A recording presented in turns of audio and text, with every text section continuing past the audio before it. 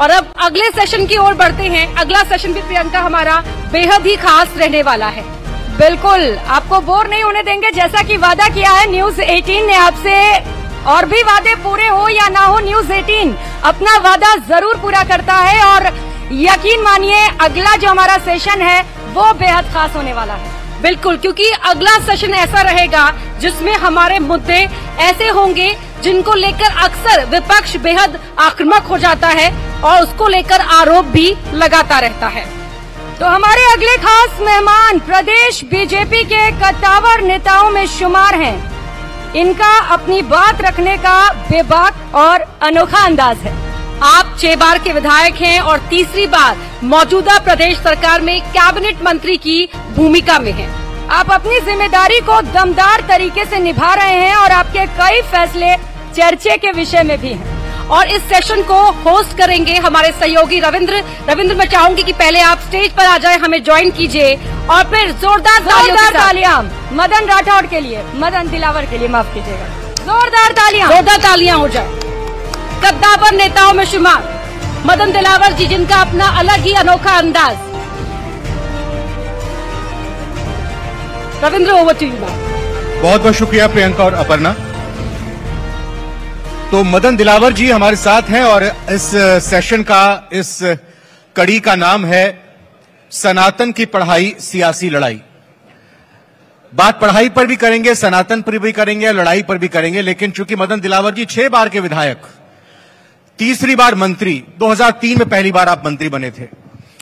मदन दिलावर जी, राजनीति को लेकर यह कहा जाता है कि 2 गुण होने चाहिए, 2 खूबियां होनी चाहिए, या तो धन बल हो या बाहुबल हो, और एक मैं अपनी तरफ से खूबी बता देता हूं, परिवार बल हो।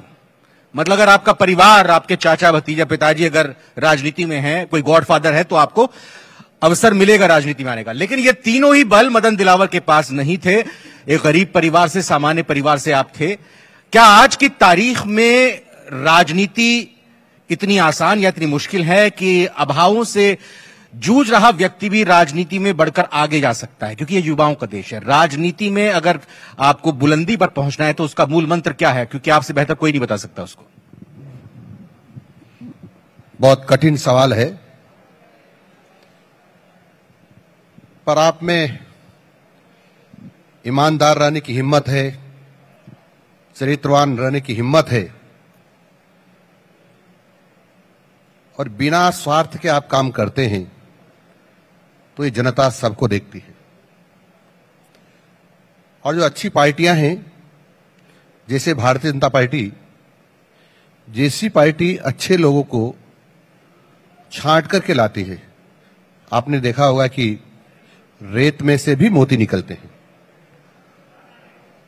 तो ये पार्टी पर डिपेंड करता है। और जो भारतीय जनता पार्टी है, ये परखती है और फिर चुनती है। आपके सीधा मंत्रालय की बात करते हैं। शिक्षा नीति को लेकर लगातार बड़ी चर्चा और बहस हो रही है, क्योंकि जब आप मंत्री बने आपने कहा कि मैं एक बड़े बदलाव लेकर आऊंगा। तो शिक्षा नीति नई कब तक आएगी? उसमें किस तरह के नए बदलाव आ सकते हैं और उसका उद्देश्य क्या है? शिक्षा नीति 2020 से हिंदुस्तान में लॉन्च हुई है, माननीय मोदी जी ने लॉन्च की है। लेकिन दुर्भाग्य हमारा था कि राजस्थान में कांग्रेस की सरकार होने के कारण से उसको लागू नहीं किया गया। और अब यहां भारतीय जनता पार्टी की सरकार है, दिल्ली में भारतीय जनता पार्टी की सरकार है। हम चरणबद्ध तरीके से इसको लागू कर रहे हैं।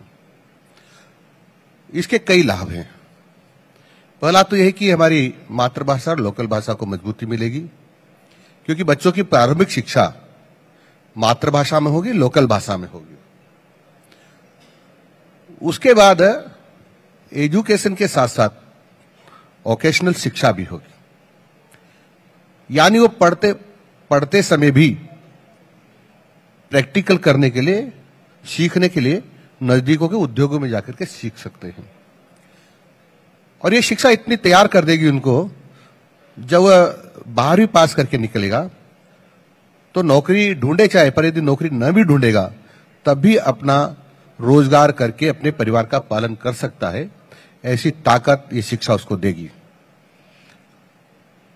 अभी क्या है कि कॉलेज में जाने के बाद यदि फर्स्ट ईयर में किन्हीं कारणों से, फर्स्ट ईयर करने के बाद किसी कारणों से पढ़ाई छोड़ दी, कई सारी मजबूरियां रहती है, तो उसका एक वर्ष बेकार नहीं जाएगा, उसको प्रमाण पत्र मिलेगा और वो आगे पढ़ाई में जुड़ेगा। इसी प्रकार से सेकंड ईयर में भी होगा, इसका थर्ड ईयर के बाद तो डिग्री मिलती आप सब लोग जानते हैं। दूसरा ये भी कि हम एजुकेशन में विषयों के ग्रुप बनाए हैं। जो साइंस से पढ़ने वाला, जो साइंस की पुस्तकें होती है या विषय होते हैं, उसके साथ साथ आर्ट्स के विषय, आज का जो आर्ट्स का विषय, वो भी ले सकते हैं। यानी मैं कह सकता हूं कि वह गणित के साथ साथ कला भी पढ़ सकता है, सामाजिक भी पढ़ सकता है। तो ऐसा एक प्रावधान किया गया है ताकि मैं समझता हूं कि अच्छी शिक्षा होगी, पहले से बेहतर होगी और ये रोजगार परक शिक्षा होगी।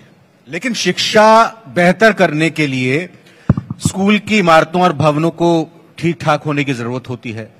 स्कूल में शिक्षकों की कमी ना हो, इसकी जरूरत होती है। आपके पास कौशल शिक्षक हो, क्योंकि वोकेशनल